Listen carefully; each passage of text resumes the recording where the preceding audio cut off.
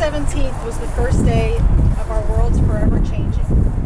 Now, Papa went into the hospital, though he did come home for a few days. A little over a week later, he wasn't the same person.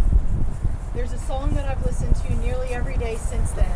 Sometimes I just put it on repeat to remind myself that there is a God, and though this situation has been incredibly painful, He is close to the brokenhearted.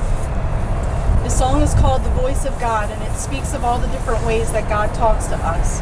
There's one verse in the song that says, referring to the voice of God, that it's like storytelling with my grandpa. He was so easy to believe.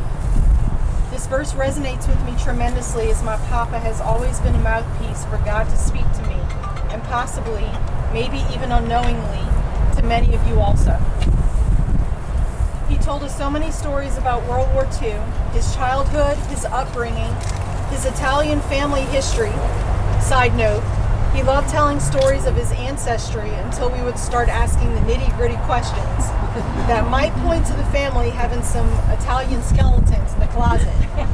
And his response was always, "Oh honey, you never talk about family business." Sleeping dogs lie. That's right, the sleeping dogs lie. He'd speak of wisdom he gained in 50 plus years of marriage, and when it came to business, there was nothing he didn't know. There's one story that always comes to my mind when I think about the things he would tell us, and if you talk to him any longer than 5 minutes, you're probably familiar with what I'm about to say.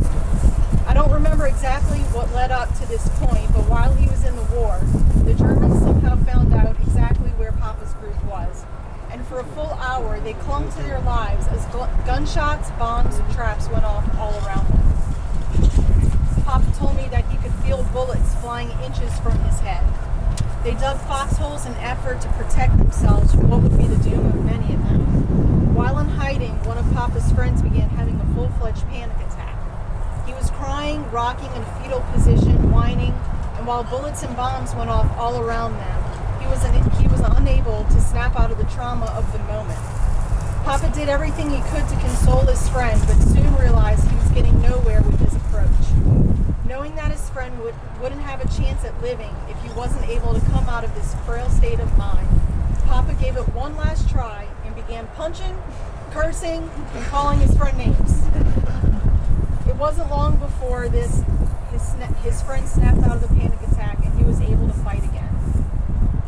While I don't know what this gentleman's fate and whatever came of him, I do know what came of the wonderful man who snapped him out of that moment.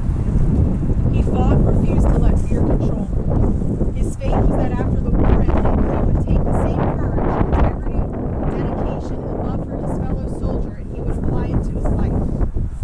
He used the same integrity in business, dedication in marriage, courage in fatherhood, and when it came to being a father, he was the kind of papa that everyone wants to have. He partnered his fearlessness with his love and affection, and he was never afraid to tell us how much he adored us. He also had a way of expressing his love that brought out the absolute best in the person of his affection. The word heroic just doesn't do him justice. As I close, I'd like to speak to my parents, to my brother, my uncles, my aunts, and my cousins. This is a loss that hit us hard, and no time with him would have been enough, especially right now when it seems we need wisdom. His wisdom on life and business, encouragement, and his fearless nature the most. In the moments that you're tempted to be the other guy in the foxhole of life, and miss the incredible, difficult times in our world, remember whose legacy you come from. Remember that you come from a fighter, and the same fearlessness is already in you if you choose to walk it out.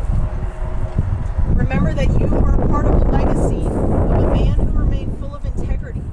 Despite any temptation to take the shortcuts in business, that same integrity has been instilled in you.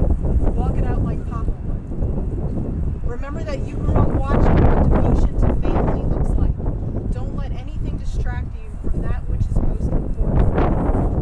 And lastly, remember that you come from a man who is very Italian, and we do not eat because we're hungry, we eat because we're Italian. Lastly,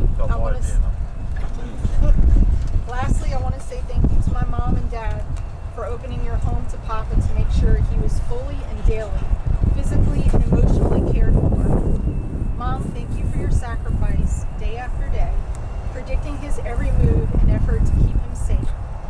Being the perfect nurse, caretaker, and daughter, I truly believe that you are the reason we had him with us this long, and I am grateful for that time that you gave me with him. I was able to have him for 33 years because of your sacrifice. Today, when the memorial is over and the planning is done, we will be left with what he gave us. While we have a tremendous amount of beautiful memories with him, I'm speaking of what he invested in us. The love, the passion for integrity, and the devotion to family. Pictures can tear and memories can fade, but Papa's legacy remains in us, Julie, Kaylin, and your children.